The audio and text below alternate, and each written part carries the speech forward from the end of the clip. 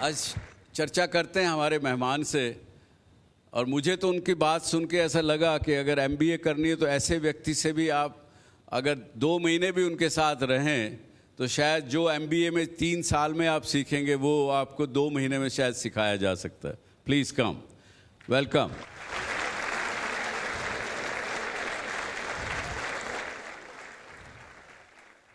कौशेंद्र, क्या किया, कैसे किया आपने, ज़रा बताइए। सभी को मेरा प्रणाम, छोटों को ढेर सारा प्यार, और सर का स्वागत है पाटलिपुत्र के इस धरती पे। सर ने बहुत ही अच्छा टॉपिक उठाया है। मैं भी कभी आप ही की तरह के आप ही की एज में था, इंजीनियरिंग कर रहा था गुजरात में, और उसमें भी ख्याल आता था कि क्या करना चाहिए नहीं करना चाहिए।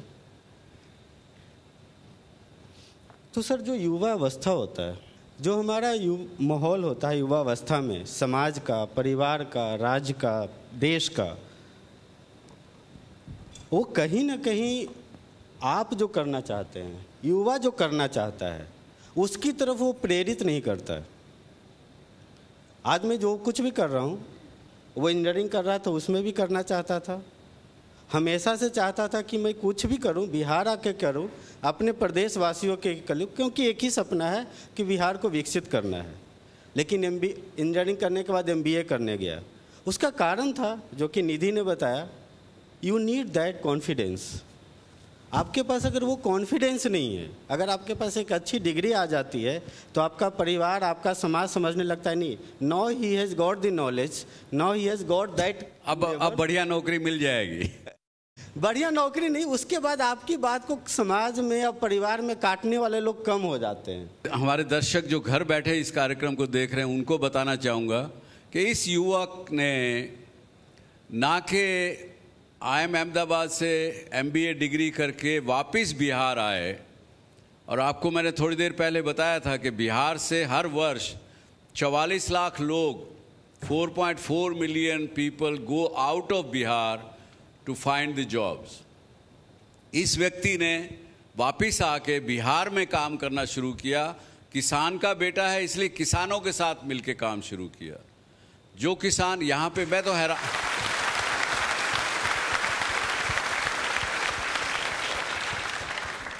और किसान यहाँ पे आप लोगों को हैरान होगा जो आप दिल्ली, बिहार, कहीं भी, आप बंगाल, कहीं भी बैठे हुए इस कार्यक्रम को देख रहे हैं, आपको हैरानगी होगी कि यहाँ पे एकड़ों में बात नहीं करते ज़मीन की, यहाँ बात करते गट्ठों में।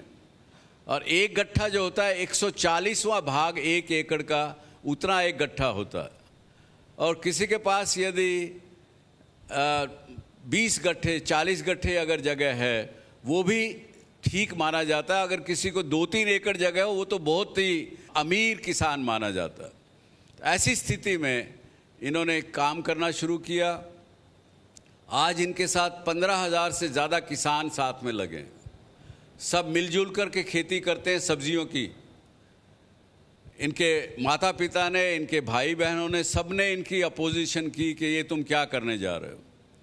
बहुत उनको डांटा कि तुम अच्छी जगह जाके नौकरी करो, काम से ठीक से करो। अब इसके आगे इनसे सुनते हैं क्या किया इन्होंने। 4 अप्रैल 2007 को डिग्री होने के बाद वापस आया पटना, बस एक सपने के साथ कि बिहार को विकसित करना है।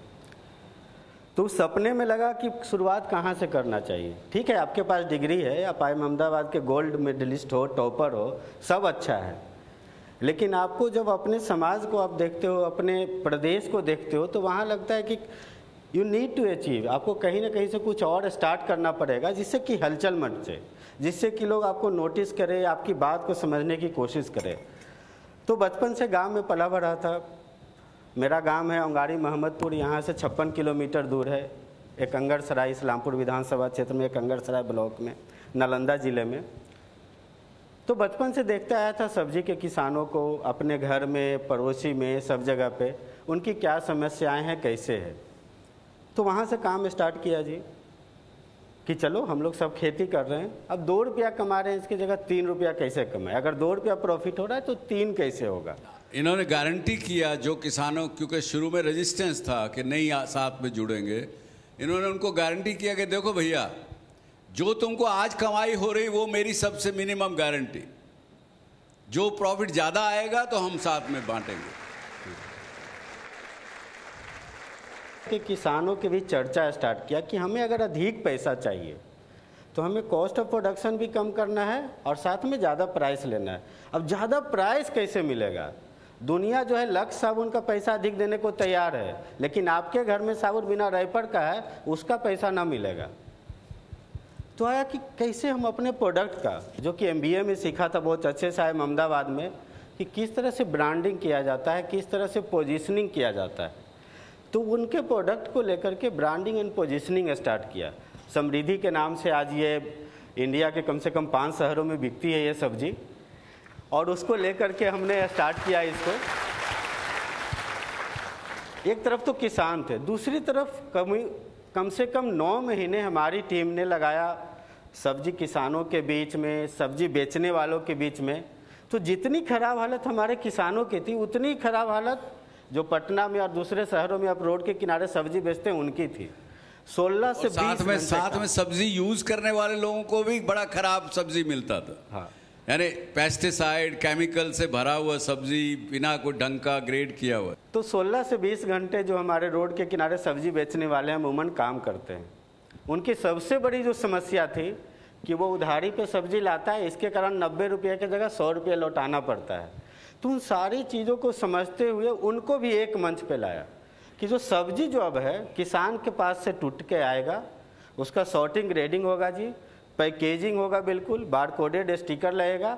अब वो लेकिन बिकेगा, वो ब्रांडेड कार्ड पे बिकेगा। एक कार्ड का इजाद किया, जहाँ इंजीनियरिंग में पढ़ाई किया था तो डिजाइनिंग किया कार्ड का, खुद इंजीनियरिंग की डिग्री काम आई। एक बात जो मैं बता देना चाहता हूँ, जब चर्चा हो रही थी, आप जो भी जिंदगी में कर रहे हैं सबका यूटिलाइजेशन है, बस उसको दिमाग में डाल के रखिए। जिंदगी के कहीं ना कहीं मोड़ पे उसका यूटिलाइजेशन है। वो कर करके जब स्टार्ट किया तो ये एक फेमस हो गया समृद्धि और आई एम सब्जी वाला के नाम से। और उसके बाद इसका जो सबसे बड़ा सर हुआ कि जो भारत की और बिहार की जो सरकारें थी, आज तक किसान वालों के लिए कोई योजना नहीं बनती थी। 2010-11 में पहली बार इसको नोटिस किया गया और किसानों के लिए और सब्जी बेचने वालों के लिए पहली बार सरकार ने योजना बनाई कि जो सब्जी वाले किसान हैं वो भी हमारे किसान हैं, उनके लिए हम योजना बनानी चाहिए और ये करना चाहिए। तो ये लेकर के हम लोग स्टार्ट किए। लेकिन एक चीज़ और इसमें होता गया, पहला 2-3 साल तो अकेले हम लोग चलते रहे, लेकिन सपना तो था दिमाग में कीड़ा है कि बिहार को विकसित करना है। अब अकेला चना कितना भाड़ फोड़ेगा, ना अकेला ही करेगा।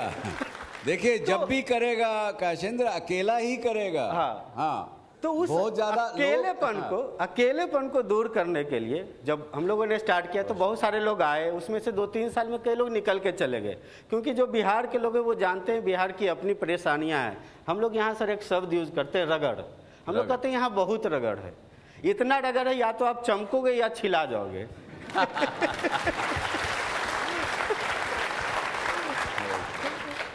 तो बहुत सारे जो मेरा नाम पेपर में पढ़ के टीवी में देख के आए थे, बहुत सारे लोग छिछलेदार हो गए, वो वापस चले गए। तो 2011 में सर हम लोगों ने नींव रखी बिहार उद्यमी संघ की।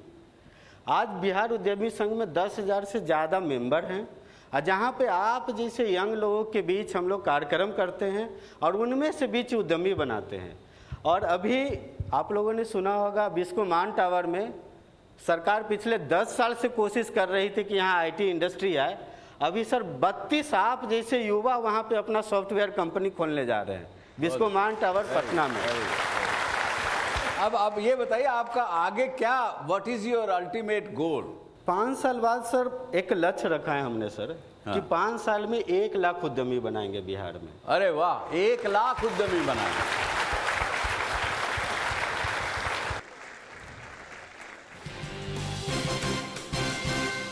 18 साल की उम्र में हमें वोट देने का अधिकार मिल जाता है, लेकिन घर में ये डिसाइड करने को नहीं मिलता कि बेटा आप करना क्या चाहते हो, इंजीनियरिंग करना है या ये मेडिकल करना है। सर 18 साल की उम्र में हम देश का डिसीजन ले सकते हैं, लेकिन खुद का डिसीजन नहीं ले सकते। देखिए आप अपने माता पिता को, अपने परिवार को आपको भरोसा दिलाना चाहिए कि आप में सक्षमता है।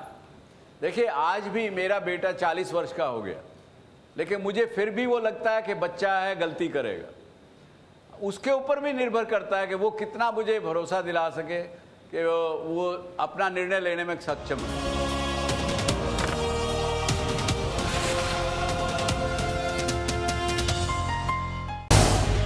झी 24 तास रहा एक पाऊल पुढे।